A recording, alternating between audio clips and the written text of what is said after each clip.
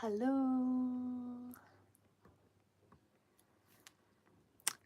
Bienvenue, amis. Hello, everybody. Welcome to day 11 of our 21-day embodiment challenge. And today I have an exciting exercise for us. If my phone stand will stay put. The joys of live streaming. Sometimes that works. Okay, we're having some technical difficulties. Give me one sec. That'll do. That'll do. Go on now.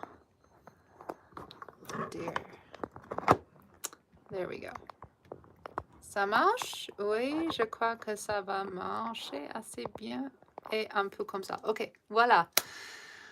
Okay, welcome to my attic. Coming at you live from the attic because it's cold and snowy and windy outside and there's stuff going on downstairs and in the kitchen. So it's always an interesting adventure trying to find a quiet spot to get to myself for this 5 minutes check-in. It's also been a really great exercise, and I would definitely encourage you to continue challenging yourself to find that precious 5 minutes of your day that you can set aside specifically for these embodiment exercises. Now, during the course of this 21-day curriculum, I'm giving you pretty much every embodiment tool that I have ever done or tried personally over my lifetime as a dancer and performance artist, but especially the last 20 years, integrating that into my spiritual and healing journey. So I hope all of this has been of benefit. Today is day 11, so we are just over the halfway mark. The first half of the Way of Embodiment 21-day challenge, we really spent a lot of time establishing our own motivation, our own presence, very gently stepping into embodiment. And the reason for that is that embodiment can be scary for some people. For a lot of people, it can be painful to come back into a body that is full of pain and trauma. And so if this is part of your path, part of your journey, know that you are not alone. Also, make sure that you have other resources like therapy, counseling, community, spiritual support to help you along in this journey of reintegrating your body, your mind, your heart, your spirit, all of those pieces of yourself that are yours and they belong to you. And you deserve to be a fully embodied, fully integrated human being. So that's what we're doing here. That's what these exercises are offering. So today's exercise could be a little bit challenging. So if you haven't done the first 10 days, your assignment is to go back and review. They're all up on YouTube. They're listed in chronological order. So you can go back and review those, try them just for the sake of trying something new. Write down the ones that work for you, what you've discovered. And then the second half, so the next 10 days, will be a little bit more challenging. And I'll also just share that my approach to embodiment, somatic embodiment, is informed by my life as a performance artist and also by my spiritual journey, which integrates the body, the breath, and the speech, and your mind. So everything gets to come on this journey, and I am very aware that other somatic embodiment programs rely very heavily on just the body and trying new things with your physicality, which is also really wonderful. And so if you're coming here and wondering like, what is she doing and why is she doing it that way? And I've never done singing or vocalization in an embodiment workshop before, this is a new and different approach that is also equally as valid and hopefully interesting and helpful as well on your journey. So, all of that as a verbose prelude to today's exercise, which is darkness, sitting in darkness, which is near impossible for many of us to do. Um, but that's why you get one prop today, and that's a blindfold. So this is actually just like a hair tie, basically. You can use anything, of course, that can fit around your head and cover your eyes and block out the light. So this is very interesting because sitting in the dark is an ancient spiritual practice from the incubation of the ancient Greeks to the dark retreats in deep caves of the Japanese Zen Buddhists and also Tibetan Buddhist monks go into prolonged periods of absolute darkness, intentionally, with intention, and also with a lot of training. Um, as you can imagine, if you have tried a little bit of meditation, uh, maybe you've noticed that your mind, like, there's so many thoughts that come up, and then sometimes they're not always the pretty, happy thoughts. And so, can you sit with that even with your eyes open in broad daylight with yourself for just a few minutes? That would be a good place to start before jumping in the deep end of locking yourself in a cave or a closet, I guess, and doing a prolonged dark retreat. So something that's really interesting to me, this ancient practice has recently become kind of like a pop culture, pop spiritual fad. um, I couldn't help but laugh when I saw a story a couple years ago about a famous quarterback, and forgive me that I'm not remembering his name, but he went into like a 4-day dark retreat, and he kind of made it this big, uh, maybe not a publicity stunt, but it was really interesting to have a celebrity who's a football player doing this really advanced spiritual practice and then coming out and telling the world about how amazing it is to spend a prolonged period of time with no sensory input or very minimal sensory input. Um, and all sorts of things can happen in that context. But here, for our purposes, all we're going to do is put on a simple blindfold for 5 minutes. So that's really all you need is a blindfold, and you need a timer. So make sure you set your timer for 2 minutes, 3 minutes, 5 minutes. Maybe start at the bare minimum. And also make sure that this is, as this is part of your daily embodiment ritual that you are creating with all of these tools and techniques that we've been sharing, that you are in a safe space. Obviously, that you're not driving or walking around. Don't do this at work. I definitely recommend, like I mentioned yesterday, wake up 5 minutes before your alarm. Like, set your alarm for 5 minutes before you would usually wake up, and set that time aside for your daily embodiment ritual.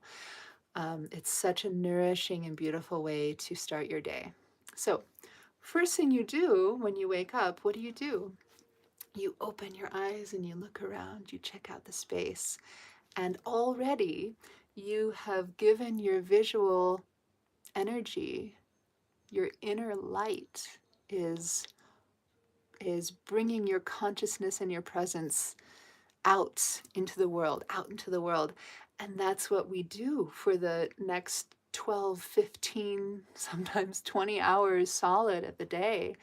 Um, you're in traffic and you're driving, and there's fluorescent lights, and there's kids, and like so much activity, and it's all, we're a very visually oriented species, actually, humans are.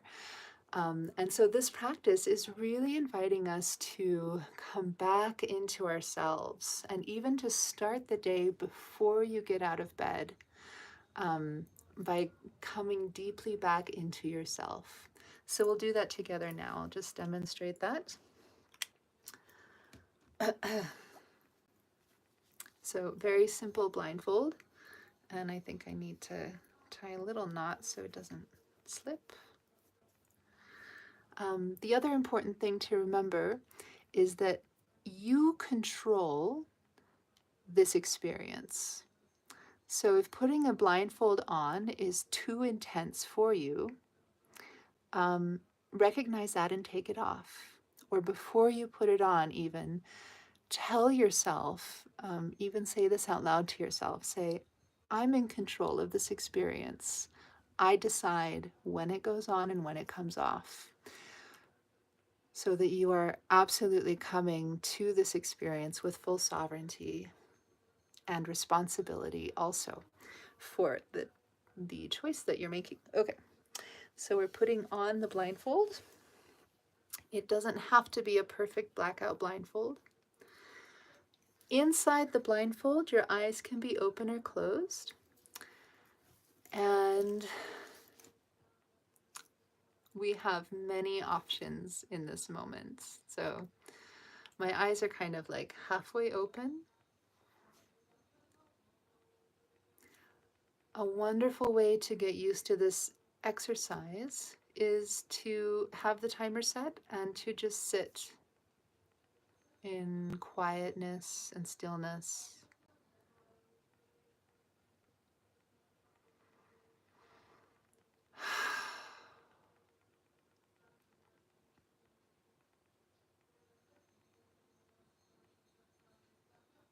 And just notice.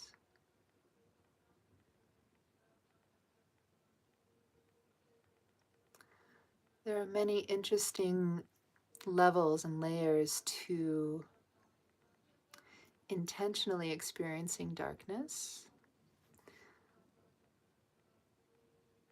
And I would love also for you to share your experiences in the comments.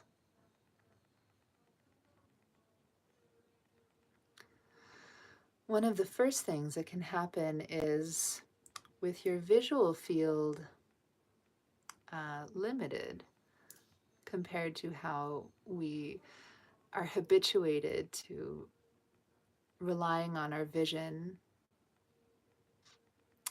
the other senses have the opportunity to open up in new ways. So you could spend the 5 minutes just listening deeply. After a few more minutes, you may notice that your other senses become heightened. Your sense of smell, taste, and touch.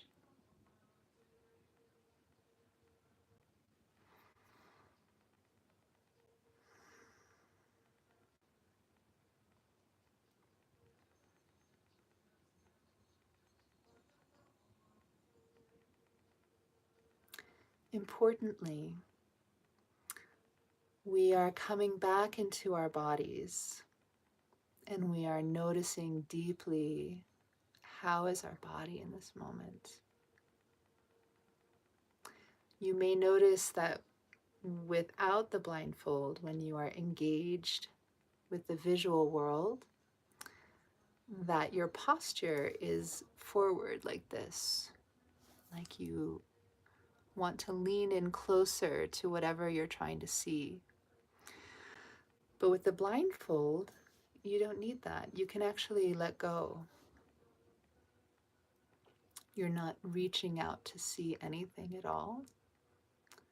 And I'll share a quote that a good friend of mine, who is also a somatic embodiment coach, shared with me. Lean back into your back body. And I'll let you figure out what that means. But we're leaning back into our back body, coming home. So you'll notice your senses are heightened, your posture is relaxed and more in alignment.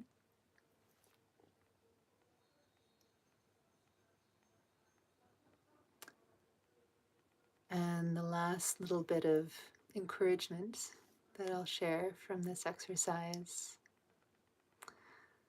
is finally to bring your awareness back to the visual field and notice, is it actually purely dark? Or are there visual phenomena? Without getting attached to any visual phenomena, because they're not substantial, they're empty of inherent existence. Just notice what you notice. Just be present.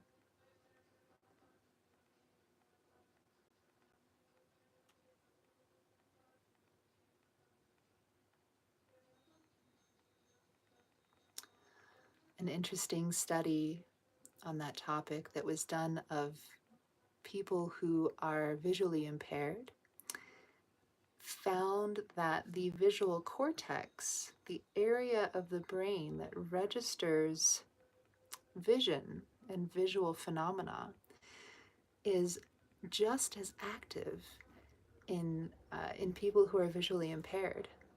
So isn't that interesting? So even in complete darkness, I invite you to consider that you're still seeing. And finally, some very good advice from one of my teachers. The real seeing is seeing that there is nothing to see.